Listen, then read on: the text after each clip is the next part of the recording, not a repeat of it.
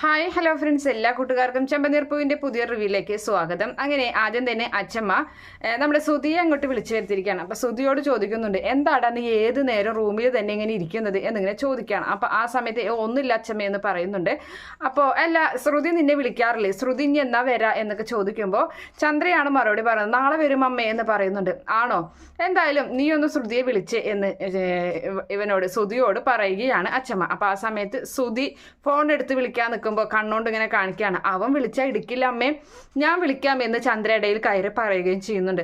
അതെന്താ അവൻ വിളിച്ചാൽ എടുക്കാത്തത് എന്ന് അച്ഛമ്മ ചോദിക്കുമ്പോൾ അത് പിന്നെ അവള് ബാംഗ്ലൂർക്ക് പോയ സമയത്ത് ഇവനോടും കൂടി ചെല്ലാൻ പറഞ്ഞു. പക്ഷേ ഇവൻ്റെ ബിസിനസ്സും കാര്യങ്ങളൊക്കെ ഇട്ടിട്ട് പോയാൽ ശരിയാവില്ല, അതുകൊണ്ട് അവൻ പോവാൻ കൂട്ടാക്കിയില്ല. അതുകൊണ്ട് അവർ തമ്മിൽ ചെറിയൊരു പിണക്കത്തിലാണ് എന്നിങ്ങനെ പറയുകയും ചെയ്യുന്നുണ്ട്. അത് ശരി, അന്നാ നീ വിളിക്കുക എന്ന് പറയുന്നിട്ട് നമ്മുടെ ചന്ദ്ര വിളിക്കുന്ന പോലെ കാണിച്ച്, അയ്യോ അവൾ ഫോൺ എടുക്കുന്നില്ല അമ്മേ എന്നിങ്ങനെ പറയുകയാണ്.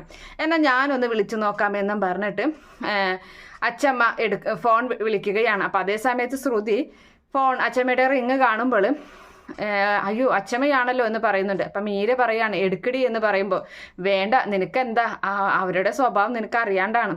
അമ്മയായതുകൊണ്ട് എന്നെ ഇത്രയും വലിയ കള്ളം പറയുന്നത് തല്ലിയെന്ന് മാത്രമുള്ളൂ. പക്ഷേ അച്ഛമ്മയാണെങ്കിലുണ്ടല്ലോ എന്താ ചെയ്യാന്ന് പറയാൻ പോലും പറ്റില്ല. അതുകൊണ്ട് എല്ലാ വിവരങ്ങളും അറിഞ്ഞിട്ടുള്ള വിളിയായിരിക്കും, ഞാൻ എടുക്കുന്നില്ല എന്ന് പറയുകയാണ്. അപ്പോൾ അച്ഛമ്മ പറയുന്നുണ്ട്, അത് ശരിയാണ്, അവൾ ഫോൺ എടുക്കുന്നില്ല. അപ്പം ചന്ദ്രയ്ക്ക് ഒരു ആശ്വാസമാവുകയാണ്. അങ്ങനെ അതിന് ശേഷമാണെങ്കിൽ നമ്മുടെ സുധി അവിടെ നിന്ന് അങ്ങനെ പെട്ടെന്ന് കയറി പോവുകയാണ്. അപ്പോൾ അച്ഛമ്മ ചന്ദ്രയോട് പറയുന്നുണ്ട്, എന്താടി അവനൊരു വല്ലാത്ത വിഷമം, നിങ്ങൾ എന്നിൽ നിന്ന് എന്തെങ്കിലും മറച്ചു പിടിക്കുന്നുണ്ടോ, നിങ്ങൾ അമ്മയും മകൻ അങ്ങനെയാണല്ലോ, എന്തായാലും മറച്ചു പിടിച്ചു കഴിഞ്ഞ് ഇന്നല്ലെങ്കിൽ നാളെ ഞാൻ സത്യം അറിയും എന്ന് പറയുകയാണ്. അപ്പോൾ ഒന്നുമില്ല അമ്മേ എന്ന് പറയുന്നുണ്ട്. ആ ശരി എന്ന് പറഞ്ഞങ്ങനെ നിൽക്കുകയാണ്. അങ്ങനെ അതിന് ശേഷമാണെങ്കിൽ ഈ പറയുന്ന അച്ഛമ്മ പോവാൻ അങ്ങനെ നിൽക്കുകയാണ്. അപ്പോൾ അതേ സമയത്ത് നമ്മുടെ വർഷയ്ക്ക് പാല് കൊണ്ട് കൊടുക്കുന്നുണ്ട്. സിറ്റ് ഔട്ടിൽ നിൽക്കുകയാണ് വർഷ, പാല് രേവതി കൊണ്ട് കൊടുക്കുകയാണ്. അപ്പോൾ വേണ്ട, എനിക്ക് പാലൊന്നും വേണ്ട എന്ന് പറയുമ്പോൾ, നീ മര്യാദയ്ക്ക് പാല് കുടിച്ചോ, ഞാൻ അല്ലെങ്കിൽ ഇപ്പം അച്ഛമ്മയെ വിളിക്കും എന്നിങ്ങനെ ശ്രുതി നമ്മുടെ രേവതി പറയുകയും ചെയ്യുന്നുണ്ട്. അപ്പോൾ വർഷം അങ്ങനെ മേടിച്ച് പാല് കുടിച്ച് അങ്ങനെ നിൽക്കുകയാണ്.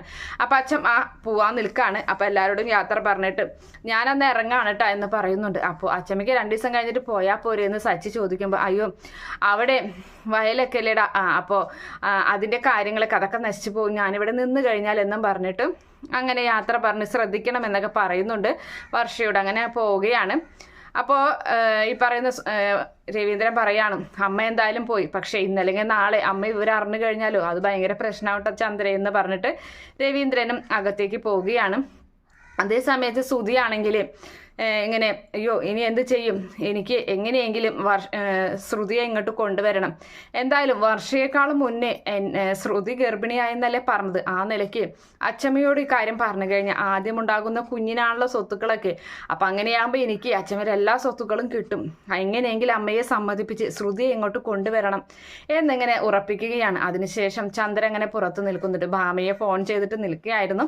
അപ്പോൾ ആ സമയത്ത് അമ്മയെന്ന് വിളിക്കുന്നുണ്ട് ശ്രുതി. എന്താടാ എന്ന് ചോദിക്കും. അത് വർഷയേക്കാളും മുമ്പ് ശ്രുതി ഗർഭിണിയായതല്ലേ, അപ്പോൾ അങ്ങനെയാണെങ്കിൽ അച്ഛമ്മയുടെ സ്വത്തുക്കളൊക്കെ എനിക്ക് കിട്ടുമല്ലോ, ഞാനപ്പോൾ കോടീശ്വരനാകും, പിന്നെ എനിക്ക് ബുദ്ധിമുട്ടും കാര്യങ്ങളൊന്നും ഉണ്ടാവില്ല, പിന്നെ അവൾ ഇവിടെ നിന്ന് മാറി നിന്നതിന് ശേഷം എൻ്റെ ബിസിനസ്സൊക്കെ ആകെ ഡള്ളാണ് അമ്മേ, എനിക്ക് ഒരു കാര്യത്തിലും ശ്രദ്ധിക്കാൻ പറ്റുന്നില്ല, കച്ചവടമൊക്കെ വല്ലാതെ കുറവാണ്, അവളായിരുന്നെങ്കിൽ എല്ലാതും ആക്റ്റീവായ എല്ലാ കാര്യങ്ങളിലും അവൾ ചെയ്തേനെ എന്നിങ്ങനെ പറയുകയാണ്.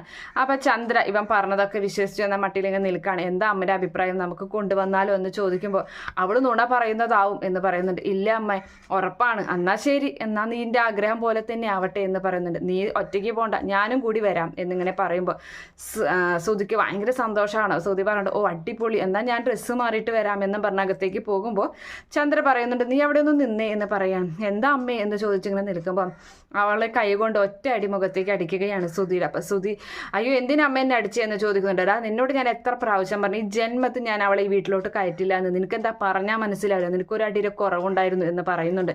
എന്താ അമ്മ പറയുന്നത്? അപ്പം അവൾ മൊത്തം കള്ളിയാണ്, അവൾ ഗർഭിണിയാണെന്നൊക്കെ പറയുന്നത് അഭിനയമാണ്, നിനക്ക് എന്താ അതിലൊന്നും ഒരു കാര്യമില്ല എന്ന് പറയുന്നുണ്ട്.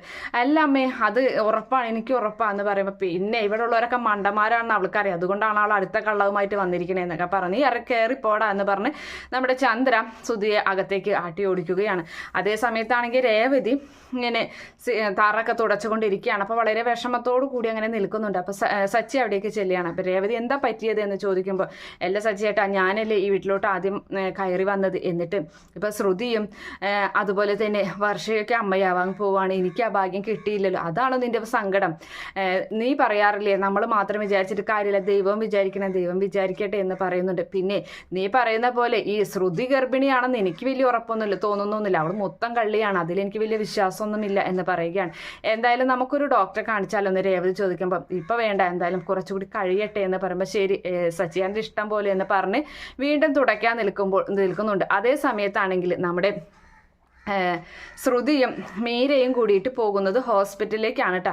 അങ്ങനെ അവിടെ നമ്മുടെ ഇവളെ അരികിലേക്കാണ് പോകുന്നത്, ദേവുവിൻ്റെ അരികിലേക്ക്. ദേവുവിനെ ഇവൾ ഗർഭിണിയാണെന്ന് ബോധ്യപ്പെടുത്താനും അതുപോലെ തന്നെ അവൾ അറിഞ്ഞു കഴിഞ്ഞ ഉടനെ തന്നെ വിളിച്ച് പറയുമല്ലോ, അതുകൊണ്ട് തന്നെ അങ്ങനെയുള്ളൊരു പ്ലാനുമായിട്ട് ഹോസ്പിറ്റലിൽ ചെന്നിരിക്കുകയാണ്. കുറേ നേരം വെയിറ്റ് ചെയ്തിട്ട് കാണാനില്ല, ദേവു എവിടെ പോയി ഇന്ന് ലീവായിരിക്കും എന്നൊക്കെ ഇങ്ങനെ ചോദിക്കുന്നുണ്ട് മീര.